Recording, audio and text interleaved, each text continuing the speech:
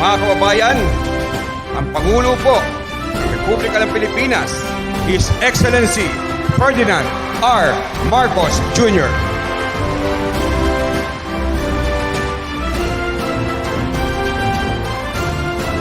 Hindi tayo papayag na patuloy na mamamayapag ang mga mapagsamantalang pumipinsala sa ating kabuhayan at sa buong sektor ng agrikultura. Binabalaan ko ang mga sumasabotahe sa ating ekonomiya, kayong mga smuggler, kayong mga hoarder at sindikato, tigilan na ninyo ang mga masama ninyong gawain. Sa ilalim ng Republic Act number 10845, sino mang mapatunayan nagpupuslit ng produktong agrikultura at maaring makulong habang buhay at magmulta ng doble sa halaga ng inyong mga kontrabando kasama ng kabuuang halaga ng mga buwis, pangangatutan at iba pang mga bayarin. Habang sa ilalim naman ng Republic Act number 7581, ang mahuhuling ilegal na nag-iimbak ng supply ay maaaring mapatawan ng kakulang mabigat sa parusa. Sa katunayan, may 3 na naman po tayong nahuling lumabag sa Customs Modernization and Tariff Act, sa Rice Tarification Law at sa Anti-Agricultural Smuggling Act of 2016. Kaya po, ito na, ngayon ay kinasuhan na natin ang San Pedro Warehouse, ang Blue Sakura Agri-Grain Corporation, ang FS Ostia Rice Mill, ang Gold Rush Rice Mill ay kasalukuyang haharap sa patong-patong na mga kaso dahil sa kanilang mga ginagawa. Bagong Pilipinas na po tayo ngayon at ating pong susugpuin ang mga hindi po lumalaban ng patas. Wala pong puwang sa lipunan ang mga nanlamang at nang-aapi sa kapwa. Binigyan ko ng instruction ng Bureau of Customs at sabi ko sa kanila, imbestigahan ninyo na mabuti at hanapin ninyo ang mga illegal importers, ang mga smuggler ng bigas. Dahil ganito po ang nangyayari. Kaya't nagkaganyan. Alam nyo po, nung nagtaasan ang presyo ng bigas, ay tinitingnan namin saan nanggagaling ito. Hindi naman nagkulang ang supply. Hindi naman nagpa-panic buying ang mga Pilipino. So bakit aakyat ang presyo? At natuklasan namin ang nangyayari talaga yung tinatawag na hoarding. Tinatago nila, magsasmuggle sila ng bigas, tinatago nila para tumaas ang presyo bago nilang bitawan para pagkitaan nila yung malaking halaga. Kaya sabi ko, hindi dapat mangyari yun dahil hindi naman tama. Dahil pinahihirapan ng taong bayan para lang kumita, para lang magpayaman. Naghihirap na nga lahat, tapos ganyan ang gagawin pa. Kaya sabi ko sa ating mga ahensya, lahat ng iba't ibang ahensya, tignan ninyo na mabuti at maghanap kayo, tignan natin, tiyakin natin na yung mga smuggled rice ay mahanap natin. Dahil ito ang dapat nating ibigay sa taong bayan. Ngayon, yun na nga nangyari. At nag-imbestiga, marami na po, siguro nababalitaan naman ninyo, na merong marami na yung nahuhuli, marami na yung nakikita, medyo natigil ang mga smuggler. Siyempre, sumusubok pa rin yan, pero binabantayan namin ang husto. Itong batch na ito, ang nahanap ay 41,000 bags ng 25 kilos ng bigas. Ito yung pinamimigay natin ngayon. At sa 41,000 bags na yan, ay sabi ko, ibigay na natin sa tao. Kunin na ng gobyerno, ibigay natin sa tao.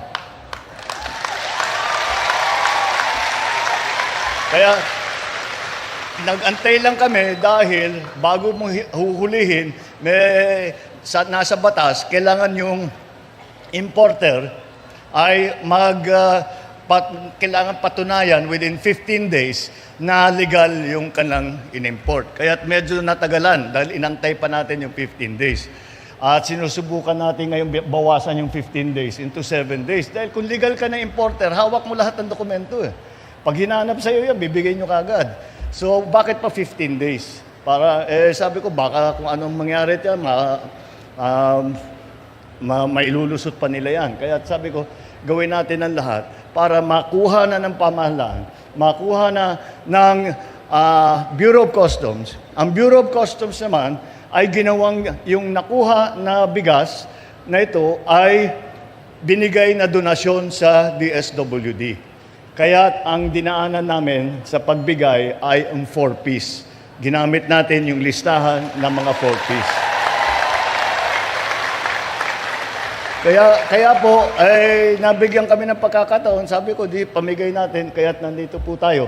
At pinamimigay po natin ang naka-ready na ba yung mga muscle ninyo? Dahil mabigat. Sa ulo. Dahil mabigat-bigat ito. Pagka nagpapamigay ako, 25 kilos. Sabi ko, papamigay natin 25 kilos. Sabi ko, hindi na kailangan mag-gym mamaya. Hindi na kailangan mag-exercise. Mag-exercise na ako dito. Ngunit, kaya patuloy po ito para sigurado na kayo po ay may sapat na bigas. At kung lahat ng gagawin po natin ay patuloy. Hindi natin titigilan ang pagpaganda ng agricultural sector, ang pagpaganda ng ating ani, ng cost of production, ng ating production levels. Lahat po yan kailangan natin gawin. Pati na ang mga pagtulong sa mga cooperative, sa mga association tungkol sa processing para sila na mag-process. Para pagbenta nila, hindi sila nagbebenta ng palay, nagbebenta sila bigas na para mas malaki ang kikitain nila. Kaya yun ang mga ating ginagawa. Ngayon, napilitan tayo na mag-price cap dahil naalarma talaga ako. Kung ako lang, ayokong pakialaman ang merkado. Ngunit, hindi naman tama ang takbo ng merkado dahil kinakalikot nga ng mga hoarder at saka ng mga smuggler. Kaya naglagay tayo ng price cap.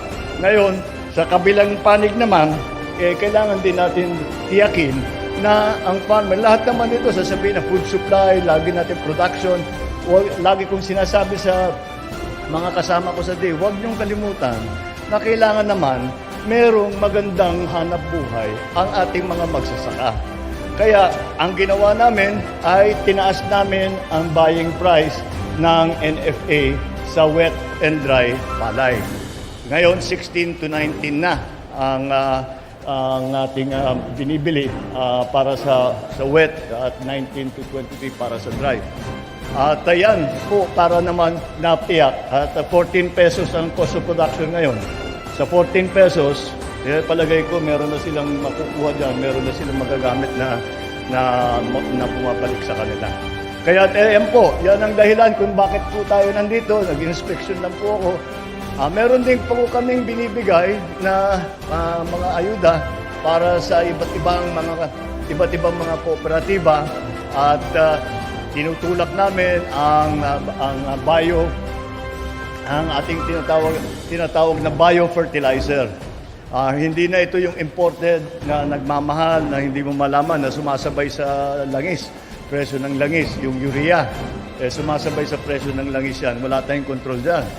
Kaya pinag-aralan ng DA kung paano gagawin meron maraming nag-o-offer at sinasabi, biofertilizer. So, meron din po tayong ibibigay na ganyan. Tuturuan po natin ang ating mga cooperative kung paano gamitin. Nang sa ganon, makakamura ulit sa urea, sa ayuda na ating ginagamit para sa mga magsasaka. Yan po ang aming ginagawa para naman ay matiyak na lahat ng Pilipino ay mahabol man lang ang kanilang food supply. May pakain lang ang mga pamilya, may pakain ang sarili. Yun po ang hangarin natin at kailangan nasa presyong kaya na bayaran ng ating mga kababayan. Kaya po, yan po ang aming ginagawa at asahan po ninyo na kapag kung ano man ang mangyari pa, asahan po ninyo na gagawin po ng inyong pamahalaan lahat ng kailangan gawin upang hindi naman kayo maiwanan, upang hindi naman kayo mahirapan at lahat po ng kayang gawin ng pamahalaan ay gagawin namin. Yan po ang aming trabaho, kaya po tayo nandito para tulungan kayo. Maraming salamat at magandang tanghali sa inyo.